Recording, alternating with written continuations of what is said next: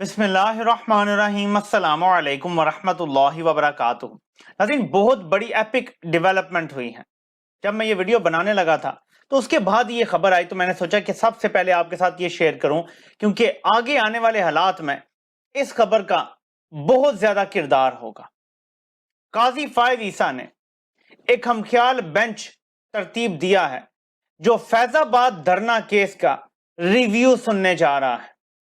इस केस के फैसले में 2 मेंबर बेंच ने यह कहा था कि जितने भी इदारों के लोग हैं, वो आईएसआई के हैं, वो एमआई के हैं, वो आईबी के हैं, ये जो भी लोग हैं, जो भी सियासत में मुलव्विस हुए या जिन्होंने किसी सियासी जमात की मदद की या वटेवर, उन सब के खिलाफ इदारों के अंदर कार्रवाई होनी चाहिए। नाज़रीन, मैं आपको याद दिलाता चलूं कि जनरल फैज हमीद का इस फैसले में बाकायदा नाम लिया गया, क्योंकि आपको याद होगा कि बावर्दी लोग धरने वालों को पैसे देते हुए कैमरे में मौजूद है कि सब दिखाया गया था। इस पर बड़े सख्त रिमार्क्स आए थे। इसमें काजी साहब ने 2014 के धरने पर भी तनकीद कर दी थी, और इसमें मजीद उन्होंने मुफ्त में तहरीक इंसाफ को भी रगड़ दिया था, जिसकी वजह से तहरीक इंसाफ ने इस पर रिव्यू दायर किया था। इस पर शेख रशीद ने भी रिव्यू दायर किया था और कुछ और लोगों ने भी रिव्यू दायर किया था। उस केस की समाअत अब 28 तारीख को मुकर्रर कर दी गई है। जज अमीनुद्दीन खान, जिनके एक वोट से काजी साहब का जो लंदन प्रॉपर्टीज का केस था वो खत्म हुआ, और जस्टिस अतर मिनल्लाह नवाज शरीफ की जिंदगी की गारंटी मांगने वाले, वो इस बेंच में शामिल हैं। तो ये 3 जज अब इस केस का रिव्यू सुनेंगे। ये समझते जाएं कि जस्टिस तारिक और जस्टिस इजाजुल एहसन सीनियर 3 जज, इनको नजरअंदाज करके अमीनुद्दीन खान और अतर मिनल्लाह को साथ बिठा के ये बेंच बनाया गया है। तो सबसे पहले तो मैं ये कहूंगा कि ये चीफ जस्टिस का इख्तियार है, वो चाहें तो करें। मैं सिर्फ उन लोगों को कहना चाहता हूं जो उमरता बंदयाल साहब के बेंचेस पे एतराज करते थे और हम ख्याल जज कहते थे, तो ये भी हम ख्याल जजेस हैं। ये उसी ग्रुप के जज हैं जो काजी साहब का ग्रुप था बंदयाल के टाइम भी। तो इसलिए इस चीज पे तनकीद नहीं करनी चाहिए। हर चीफ जस्टिस अपनी मर्जी का बेंच बनाता है, और ना तनकीद करने पे आए तो ये तो बहुत बड़ी तनकीद की बात है, क्योंकि काजी के हमायती और सपोर्टर जो सहाफी हैं, जो रिपोर्टर हैं, वो ये एतराज उठाया करते थे। एनीवे, इस केस से निकलेगा क्या? नाजरीन, एक तरफ नवाज शरीफ की डिमांड्स हैं कि जनरल फैज हमीद, जनरल बाजवा, साकिब निसार और पता नहीं जस्टिस खोसा, इन सब का एहतसाब होना चाहिए वाहिद केस में, और ये सुप्रीम कोर्ट के 2 जजेस का फैसला है। जनरल फैज हमीद का नाम भी डाला गया है। इस केस से शुरुआत मुमकिन तौर पे की जा सकती है, लेकिन मैं आपको कुछ और भी बताना चाहता हूं। बकौल अम्माद यूसुफ, जो ARY के प्रोड्यूसर हैं, जो शहबाज गिल का जब वो मामला हुआ तो उन्हें भी गिरफ्तार किया गया था, उन्होंने ट्वीट किया है, मैंने क्योंकि वो प्रोग्राम नहीं देखा, मैं मीडिया देखता नहीं हूं, कि फैसल वाडा ने कुछ दिन पहले ये प्रिडिक्शन की थी 2 चीजों की। नंबर 1 कि जस्टिस उमर अताब बंदयाल नैब तरमीम उड़ा के रख देंगे और नैब का पुराना कानून बहाल हो जाएगा। ये फैसल वाडा ने प्रिडिक्शन की थी। लेकिन इसके अलावा जो फैसल वाडा ने प्रिडिक्शन की थी वो ये की थी कि काजी साहब आएंगे और सबसे पहला केस जो वो उठाएंगे वो फैजाबाद धरना केस होगा। अब आप यहां से समझ जाएं ये किसकी ख्वाहिशात पे केस उठाया गया है। अगर मुझसे आप पूछें तो जो भी लोग वर्दी में हैं, वो किसी भी इदारे से हों, उन सब का एहतसाब होना चाहिए। किसी को भी सियासत करने का इख्तियार नहीं होना चाहिए। लेकिन अगर ग्वाल मंडेला की ख्वाहिशात पूरी करने के लिए किया जा रहा है तो फिर जाहिर है कि इस पर तनकीद होगी, और इसका लिटमस टेस्ट ये होगा कि अगर उस वक्त DG ISI general Naveed Mukhtar थे, जो कि नवाज शरीफ के वे रिश्तेदार हैं दूर पार के, क्या उन्हें बुलाया जाएगा? क्या जनरल फैज हमीद कोई काम कर रहा था तो वो अपने ते ही कर रहा था? इतना ताकतवर हो गया था एक जूनियर अफसर। और नंबर 2, आर्मी चीफ थे जनरल बाजवा। चले, नवाज शरीफ उनसे भी बदला लेना चाहता है। लेकिन एक और चीज जो आपको शायद याद नहीं होगी, मैं याद दिला दूं, 2016 से 2019 के दरमियान DG MI general Asim Munir थे। तो अगर मिलिट्री इंटेलिजेंस का भी कसूर करार दिया गया इस फैसले में, तो क्या मिलिट्री इंटेलिजेंस के लोग अगर शामिल थे, अगर कोई शामिल था, तो वो भी क्या अपने ते ही काम कर रहे थे या उन्हें ऊपर से ऑर्डर था? तो आपको पता चल जाएगा कार्रवाई किस तरह होगी। यानी इस रिव्यू में, इस रिव्यू का फैसला कैसे आएगा, काजी साहब किसको टारगेट करेंगे। یہاں سے پتہ چل جائے گا کہ یہ نواز شریف کی خواہشات پہ عمل درآمد ہے یا یہ کوئی جینون معاملہ ہے جو قاضی صاحب ریویو نپٹانا چاہتے ہیں۔ میرے خیال میں تحریک انصاف کو اپنی درخواست واپس لینی چاہیے، کیونکہ یہ اب بڑے چھوٹے معاملات رہ گئے ہیں، لیکن یہاں سے آپ کو قاضی صاحب کی ترجیحات کا بھی پتہ چل جائے گا۔ ملک میں آئین نہیں ہے، قانون نہیں ہے۔ آج ایک اور جرنلسٹ کو، صحافی کو اٹھا لیا گیا ہے کیونکہ اس نے ایک کوئی ٹویٹ کر دی تھی توہین آمیز۔ یہ کب تک سلسلہ چلے گا؟ عمران ریاض خان غائب ہے، سیاسی ورکرز حبس بے میں رکھے گئے ہیں، عثمان ڈار غائب ہے، ابھیشیک رشید کو بھی غائب کیا ہوا ہے، اور کتنے لوگ ہیں، پرویز الہی کے ساتھ کس طرح کا ظلم ہو رہا ہے کہ توہین عدالت بھی ہو رہی ہے لیکن اس کے باوجود نہیں چھوڑا جا رہا۔ تو قاضی صاحب نے یہ بہتر سمجھا کہ ان ساری چیزوں کو نظر انداز کرتے ہیں، ملک میں الیکشن ہو نہ ہو، آئین ہو نہ ہو، قانون ہو نہ ہو، جمہوریت ہو نہ ہو، میں 2017 کے فیض آباد کیس اٹھا لوں گا۔ حالانکہ یہ بات میں بھی کیا جا سکتا تھا۔ قاضی صاحب اس مہینے ڈیڑھ میں اپنی جمہوریت بچاتے، سارے معاملات ٹھیک کرتے، انسانی حقوق بحال کرواتے اور آرام سے دیکھتے شوق سے فیض آباد دھرنا کیس، لیکن ایسا نہیں ہوا، جس سے پتہ چلتا ہے کہ میرے خیال میں دال میں کچھ کالا ہے، انلیس یہ کیس لگتا ہے اور سب ڈسمس ہو جاتا ہے، سب اپنی درخواستیں واپس لے لیتے ہیں اور یہ کیس ڈسمس کر دیا جاتا ہے اور کوئی آبزرویشن نہیں دی جاتی۔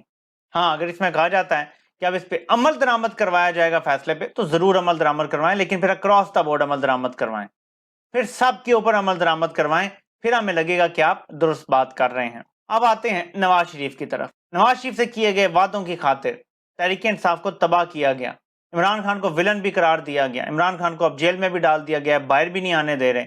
اس کے باوجود گوال منڈیلا کی ڈیمانڈز بڑھتی جا رہی ہیں۔ گوال منڈیلا جو عالمی اسٹیبلشمنٹ کا سہولت کار اور فرنٹ مین ہے، اسے یہ لگتا ہے کہ کیونکہ میرے پیچھے عالمی اسٹیبلشمنٹ ہے، میں جو ڈیمانڈ کروں گا وہ پوری ہوگی۔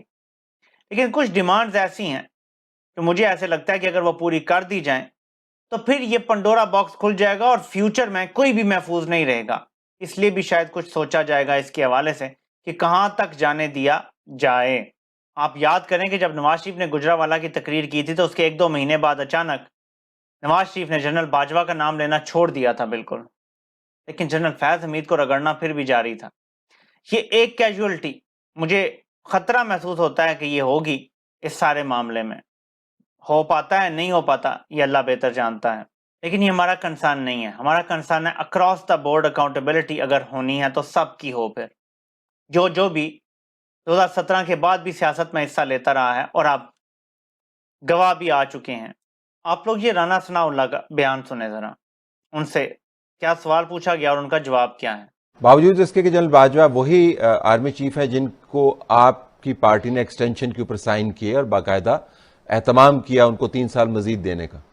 دیکھیں، بعض فیصلے جو ہیں وہ اس وقت کے تقاضوں کے مطابق جو ہے وہ اسٹریٹجی کا حصہ ہوتے ہیں۔ شاید یہ فیصلہ جو ہم نے کیا تو اس فیصلے کے بعد میں جو اثرات مرتب ہوئے تو ان میں ہمیں اپنے ہدف کو حاصل کرنے یا وہ فتنہ اور وہ فساد جو اس ملک پہ مسلط تھا اور وہ جس گریوٹی کے ساتھ مسلط تھا اس کو کم کرنے یا اس کو فیس کرنے میں ہمیں مدد ملی۔ تو اس لیے اس صورتحال میں بعض چیزیں جو ہیں وہ نظر اور طرح سے آ رہی ہوتی ہیں، لیکن ان کے امپلائیڈ جو اثرات ہوتے ہیں وہ کچھ اور طرح سے ہوتے ہیں۔ یہ بالکل واضح ہو گیا کہ آپ خود کہہ رہے ہیں کہ ہم نے ایکسٹینشن کا ووٹ اس لیے دیا تھا کہ اس کے بعد عمران خان کے خلاف سازش ہوئی، جسے یہ خود فتنہ کہتے ہیں، خود فساد کہتے ہیں، کہ ایکسٹینشن اس لیے دی 2019 میں تاکہ عمران خان کا انتظام کیا جا سکے، اور آپ نے پھر دیکھا کہ وہ ہوا، کس نے کیا، کیسے کیا، سارے مورے کیسے ہلے۔ اور اس سے پہلے خواجہ آصف یہ خود کہہ چکے ہیں کہ جس دوران ایکسٹینشن کا معاملہ چل رہا تھا ہمیں آفر ہوئی تھی کہ پنجاب حکومت آپ ابھی لے لیں۔ سمجھ آئیے آپ کو؟ تو یہ سب کچھ اکراس دا بورڈ اکاؤنٹیبلٹی ہونی چاہیے، اکراس دا بورڈ، ٹھیک ہے۔ اور اس کے بعد ابھی جو عمران خان کے خلاف کاروائیاں ہو رہی ہیں، اگر کرنا ہے تو پھر جس نے جب سیاست میں حصہ لیا، جب سیاسی بیانات دیے، جب سیاست میں انٹری ماری، جب کسی سیاسی جماعت کے خلاف کام کیا، پھر سب کی اکاؤنٹیبلٹی ہونی چاہیے۔ اب ناظرین، جو ملاقاتیں ہو رہی ہیں، عارف الوی کی ملاقات کا پچھلی ویڈیو میں بھی بتا چکا ہوں، اور اس کے بعد محمد علی دورانی سے تحریک انصاف کے وفد نے، جسے اسد کیسر لیڈ کر رہے تھے، ملاقات کی ہے۔ ظاہر ہے کہ یہ ملاقاتیں صرف ایک لیے ہیں۔ میں آپ کو آج واضح بتا دیتا ہوں، ایک ہی چیز کے لیے ہیں۔ عمران خان اپنی رضامندی سے مائنس ہو جائے, سیاست سے باہر چلا جائے اور پارٹی اپنی رضامندی سے کسی کے حوالے کر دے. بس یہ واحد آپشن ہے. میں نے آپ کو بتایا تھا کہ اس کے علاوہ یہ کوئی آپشن افورڈ نہیں کر سکتے. انہیں ڈر ہے کہ عمران خان اتنا اصول پسند ہے کہ وہ بہت ساری چیزوں پہ کمپرومائز نہیں کرے گا. تو آپشن تو یہی ہوگی, لیکن دیکھتے ہیں کہ اس کے علاوہ معاملات کب تک اور کتنے عرصے تک آگے جاتے ہیں. دیکھیں, مذاکرات کے لیے لوگ بھی تیار ہوتے ہیں کہ انہیں پتا ہوتا ہے کہ بات نہیں بن رہی. اگر بن رہی ہوتی تو کیا ضرورت تھی مذاکرات کرنے کی؟ آپ مجھے بتائیں. آپ نے عمران خان کو جیل میں ڈال دیا, آپ نے ایسے کیس بنائے ہوئے جس میں سزائے موت ہوتی ہے, کیا ضرورت ہے مذاکرات کرنے کی؟ لیکن ظاہر ہے کہ پریشانیاں زیادہ ہیں, ملک کی معیشت ٹھیک نہیں ہے, حالات بہت خراب ہیں, عوام کا کچومر بن چکا ہے. اور آج میں وہ سن رہا تھا, عمار فاروق جس بچے کو قتل کیا گیا ہے, اس کا جو بھائی ہے وہ بھی اس سے 2 سال بڑا ہوگا, 3 سال بڑا ہوگا. وہ کہتا ہے کہ ہم اب پاکستان چھوڑ کے جا رہے ہیں, ہم نے یہاں نہیں رہنا. ہمارے بھائی کو انہوں نے مار دیا, جیسے بابا کو چھوڑیں گے, اگر انہوں نے چھوڑ دیا, بابا واپس آئیں گے, ہم یہ ملک چھوڑ کے یو کے چلے جائیں گے. اس عمر کے بچے کے دل میں پاکستان سے کیسی مایوسی پیدا کر دی گئی ہے. اور یہ ایک گھر کی کہانی نہیں ہے, گھر گھر کی یہ کہانی ہے, پوری قوم کو مایوس کیا گیا ہے. اور میں نے آپ کو یہ بات 2021 میں بتانی شروع کی تھی, جب یہ شروع ہوا تھا رجیم چینج آپریشن, کہ یاد رکھیے گا 5th جنریشن وار کا سب سے بڑا ٹول ہے کہ قوم کو مایوس کر دیا جائے. انہوں نے یہ جو سب کیا ہے, یہ بیرونی قوتوں کی ایما پہ قوم کو مایوس کیا ہے, تاکہ یہ قوم کسی قابل نہ رہے اور صرف اچھی غلام بن کے رہے, یا یہ ملک چھوڑ جائیں.